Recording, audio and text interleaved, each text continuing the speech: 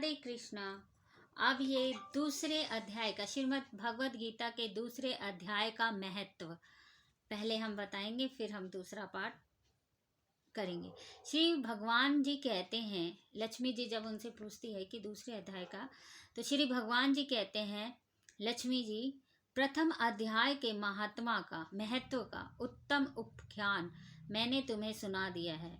अब अन्य अध्यायों के महत्व श्रवण करो, मतलब सुनो। दक्षिण दिशा में वेद वेता ब्राह्मण के पुरंदरपुर नामक नगर में श्रीमान देव शर्मा नामक एक विद्वान ब्राह्मण रहते थे। वे अतिथियों के पूजक, स्वाध्यायशील, वेद शास्त्रों के और विशेषज्ञ और यज्ञों का अनुष्ठान करने वाले, मतलब यज्ञ करने वाले थे, और तपस्वियों के वो सदा प्रिय थे। उन्होंने उत्तम द्रव्य लोक द्वारा अग्नि हवन करके दीर्घ काल तक देवताओं को तृप्त किया, किंतु उन धर्मात्मा ब्राह्मणों को कभी भी वह सदा रहने वाली शांति नहीं मिलती थी। वे परम कल्याण में तत्व ज्ञान को प्राप्त करने की इच्छा से प्रतिदिन सामग्री द्वारा संत संकल्प तपस्वियों की सेवा करते थे। इस प्रकार शुभ आचरण करते हुए उन्हें बहुत समय बीत गया। तदंतर एक दिन पृथ्वी पर उनके समक्ष एक त्यागी महात्मा प्रकट हुए। वे पूर्ण अनुभवी और नासिका के मतलब अपने नाक के आगे के भाग पर दृष्टि रखने वाले शांत चित्त थे। निरंतर परमात्मा के चिंतन में संलग्न वह सदा आनंद विभोर होते रहते थे। देव शर्मा ने उन नित्य संतुष्ट तपस्वियों को शुद्ध भाव से प्रणाम किया और पूछा, हे महात्मा, मुझे शांति में स्थिति कैसे प्राप्त होगी? तब उन आत्मज्ञानी संत ने देव शर्मा को सोपपुर नामक गांव मित्रवान नाम के जो संत थे, जो बकरियों का चारवाहा थे, परिचय दिया और कहा, वही तुम्हें उपदेश देंगे। यह सुनकर देव शर्मा ने महात्मा के चरणों की वंदना की और समृद्धिशाली सोपपुर गांव में पहुंचकर उसके उत्तर भाग में एक विशाल वन देखा। उसी में वन में नदी के किनारे एक शिला पर मित्रवान बैठा था। उसके नेत्र आनंदित से निश्चल हो रहे थे। वह अपलक दृष्टि से, मतलब पलक भी नहीं झलका रहे थे, और दृष्टि से देख रहे थे। वह स्थान आपस का बैर छोड़कर एकत्रित हुए परस्पर विरोधी जंतुओं से घिरा था। वहां उद्यान में मंद वायु चल रही थी। मृगों के झुंड शांत भाव से बैठे थे और मित्रवान दया भरी हुई आनंदमय मनोहारिणी दृष्टि से पृथ्वी पर मानो अमृत छिड़क रहा था।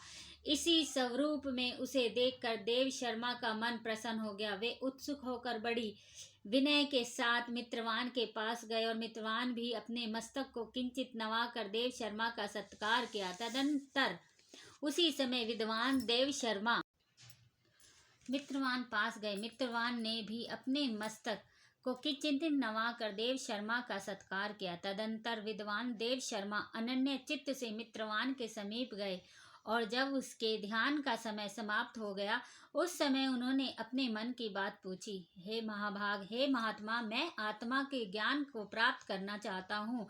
मेरे इस मनोकामना की पूर्ति के लिए मुझे किसी ऐसे उपाय का उपदेश दीजिए जिसके द्वारा सिद्धि प्राप्त हो चुकी हो। और देव शर्मा की बात सुनकर मित्रवान ने एक क्षण तक कुछ विचार किया। उसके बाद इस प्रकार का, हे विद्वान, एक समय की बात है, मैं वन के भीतर बकरियों की रक्षा कर रहा था। इतने में एक भयंकर व्याघ्र पर मेरी दृष्टि पड़ी। व्याघ्र मतलब शेर, जो मानो सबको खा लेगा, ग्रस लेना चाहता था। मैं मृत्यु से डरता था, इसलिए व्याघ्र को आता देखकर बकरियों को झुंड को मैंने आगे कर दिया और वहां से भाग चला।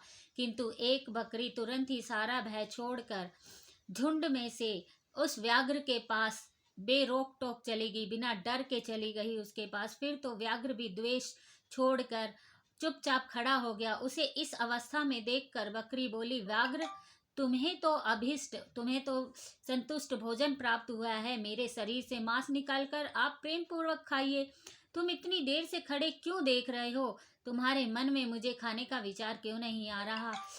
शेर बोला, बकरी, इस स्थान पर आते ही मेरे मन से द्वेष का भाव निकल गया है। भूख प्यास मिट गई है, इसलिए पास आने पर भी अब मैं तुझे खाना नहीं चाहता हूँ। इस प्रकार व्याघ्र ने बकरी से बोला। व्याघ्र के यों कहने पर बकरी बोली, न जाने मैं कैसे बिना डर और निर्भय हो गई हूँ। इसमें यह कारण हो सकता है, यदि तुम जानते हो तो मुझे भी बताओ। यह सुनकर व्याघ्र ने कहा, मैं भी नहीं जानता, चलो सामने खड़े हुए इन महापुरुष से पूछें। ऐसा निश्चय करके वे दोनों वहां से चल दिए। उन दोनों के स्वभाव में एक विचित्र परिवर्तन देखकर मुझे बहुत अचंभित हुआ। इतने में ही उन्होंने मुझसे ही आकर प्रश्न किया। वहां वृक्ष की शाखा पर एक वनराज था। उन दोनों के साथ मैंने भी वनराज से पूछा, हे विप्रवर। मेरे पूछने पर वनराज ने आदरपूर्वक कहा, अजापाल, सुनो, इस विषय में मैं तुम्हें प्राचीन वृत्तांत सुनाता हूँ। यह सामने एक वन के भीतर जो बहुत बड़ा मंदिर है, उसकी ओर देखो। इसमें ब्रह्मा जी का स्थापित किया हुआ एक शिवलिंग है। पूर्व काल में यहाँ सुकर्मा नामक एक बुद्धिमान महात्मा रहते थे, जो तपस्या में हमेशा लीन रहते थे। इस मंदिर में उपासना करते थे। वे वन से जाकर फूलों को लाते और नदी के जल से अपने शंकर आराध्य को स्नान कराते, उन्हीं से उनकी पूजा, इसी प्रकार वह पूजा किया करते थे। इस प्रकार आराधना कार्य करते हुए सुकर्मा यहाँ निवास करते थे। बहुत समय के बाद उनके समीप किसी अतिथि का आगमन हुआ। सुकर्मा ने भोजन के लिए फल लाकर अतिथि को अर्पण किया और कहा, विद्वान, मैं केवल तत्व ज्ञान की इच्छा से भगवान शंकर की आराधना करता हूँ। आज इस आराधना का फल पूरा हुआ, परिपक्व हुआ होकर मुझे मिल गया है, क्योंकि इस समय आप जैसे महापुरुष ने मुझ पर अनुग्रह किया है। सुकर्मा यह मधुर वचन सुनकर तपस्या के धनी महात्मा अतिथि को बड़ी प्रसन्नता हुई। उन्होंने एक शिला खंड पर गीता के दूसरा अध्याय लिख दिया और ब्राह्मण को उस पाठ एवं अभ्यास के लिए आज्ञा देते हुए कहा, ब्राह्मण, इससे तुम्हारा आत्मज्ञान संबंधी मनोरथ अपने आप सफल हो जाएगा। यों कहकर वह बुद्धिमान तपस्वी सुकर्मा सामने ही उनके देखते देखते अंतर ध्यान हो गए।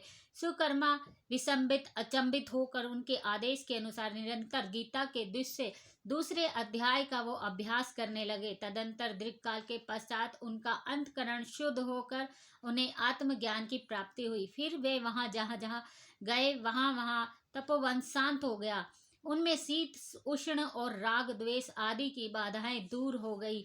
इतना ही नहीं, उन स्थानों में भूख प्यास का कष्ट भी जाता रहा। भय का स्वार्थ अभाव हो गया। यह सब दूसरे अध्याय का गीता के दूसरे अध्याय का जप करने वाले सुकर्मा ब्राह्मण की तपस्या ही प्रभाव समझो। मित्रवान कहता है, वनराज के यों कहने पर मैं प्रसन्नता पूर्वक बकरी और बाघ के साथ उस मंदिर की ओर गया। वहां जाकर शिला कंठ पर, और देखिए भगवान जी कृष्ण वंदे जगत गुरुम। देखिए कृष्ण भगवान जगत गुरुम है, जो हमें श्री कृष्ण श्रीमद् भगवत गीता के उपदेश दे रहे हैं। तो श्री हरि ही है जो इस गीता के उपदेशक हैं।